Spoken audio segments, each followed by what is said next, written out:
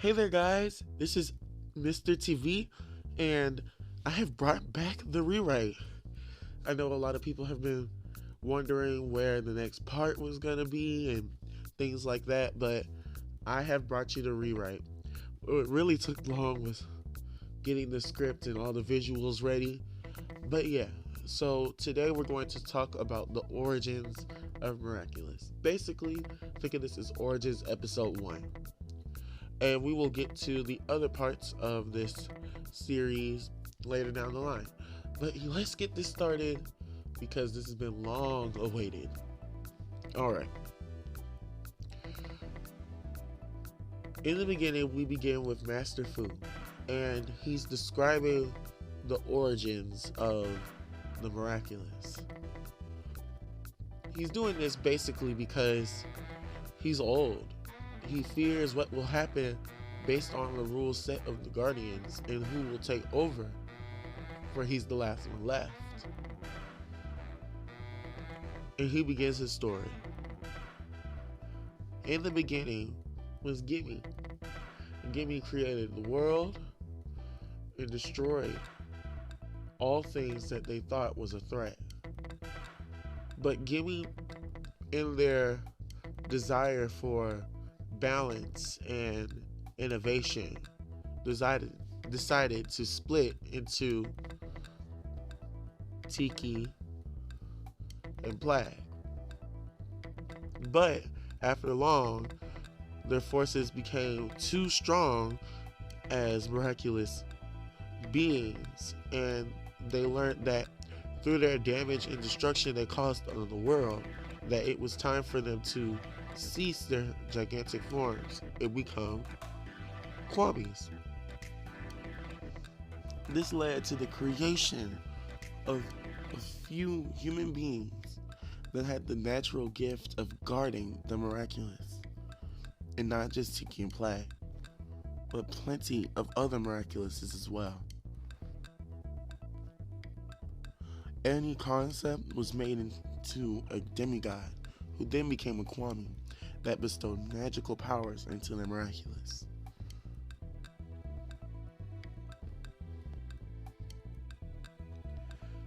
As Fu gives on the story, he begins to cough, reminding us that he is really old. But of course, he did let one or two get away. And with the miraculous of the butterfly now gone in who knows hands, Fu is fearful that he will one day have to stop it from causing havoc.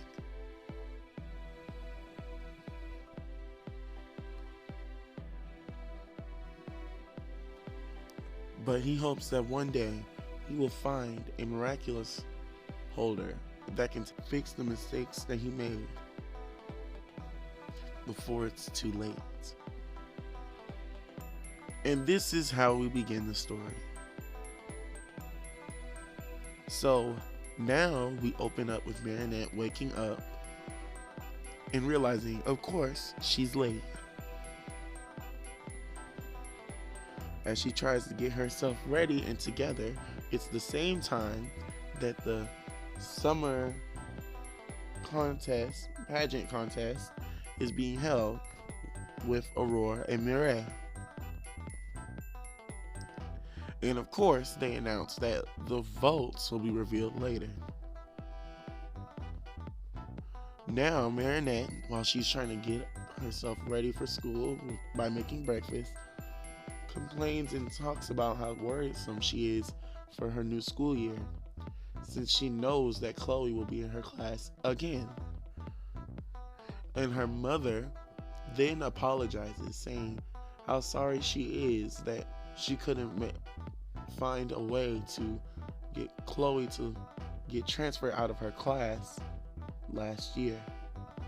But Marinette then assures her that it's not her fault, and that Marinette wants to stay in this school because she doesn't want to leave her other friends to deal with her suffering. And of course, as Marinette leaves, Tom gives her some nice treats to possibly share and make new friends. But Marinette then says that she doesn't need him to walk her to school and not to worry. And then she realizes that she's even more late, and if she doesn't leave now, she's a goner. And so that's when she leaves. And one of our new changes is that she is not right next to the school, because that is too convenient. And now Adrian wakes up and sneaks out of his house to go to school. And while both of them try to run off to school, they bump into each other. And while Marinette doesn't make any notice of this moment at first, it is our first sign of them together. As Marinette finally runs and catches up to school, we see a bunch of students hanging outside, and Chloe talking over her plans with Sabrina to make sure Adrian has a good day today for his first day.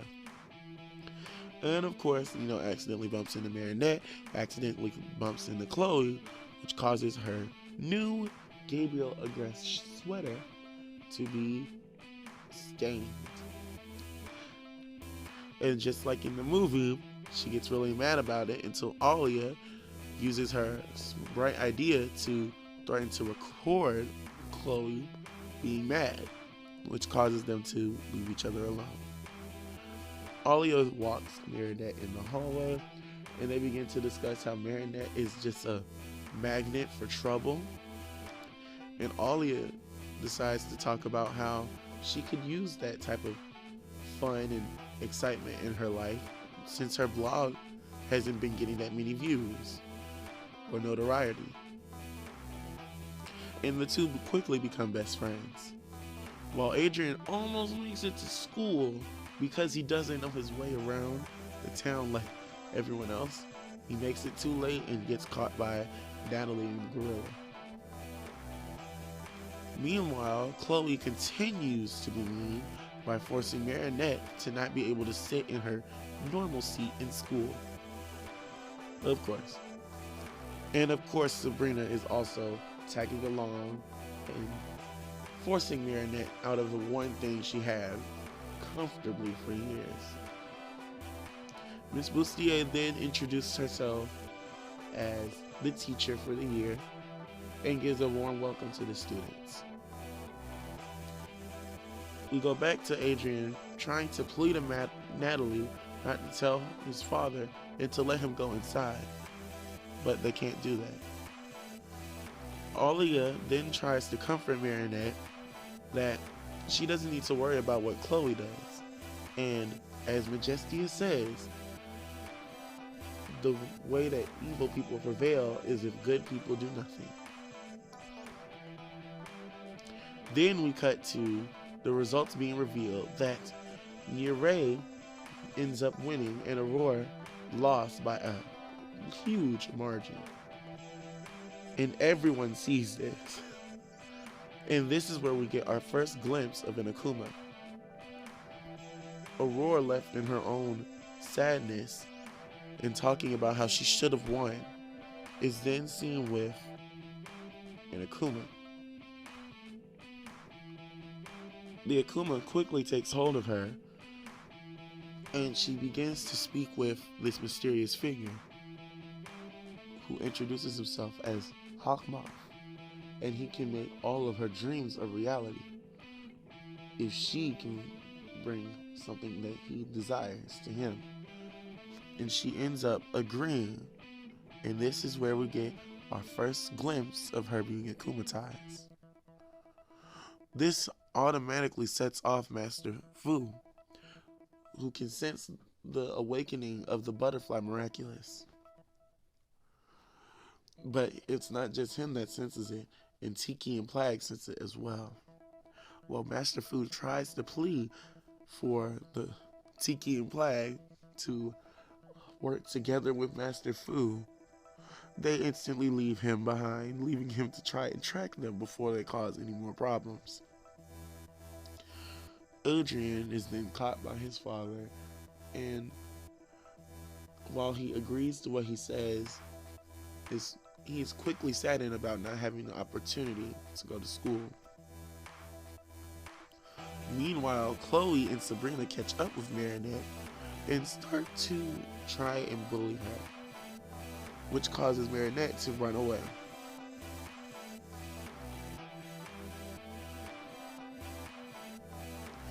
Well, Marinette is running through really, really crowded walkways and roads. She ends up bumping into Master Fu, who is also walking through crowded roadways and roads and almost gets hit by a car until Marinette saves him.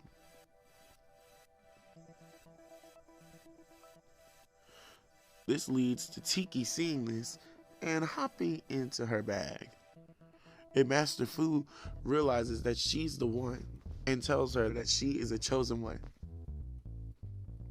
While Marinette tries to get him out of the road, she keeps running until Master Fu tries to catch up with her and freaks her out even more. As Marinette keeps running, she then finds an old building.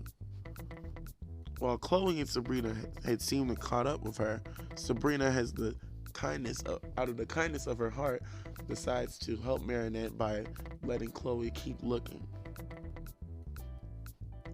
And as Marinette finally feels relief, she accidentally crashes into the room. We cut to Adrian, who has snuck off again to try and calm down and reflect on himself. He goes to an old theater that has been closed down. And inside the theater, we see that this is the theater that his mom used to perform in.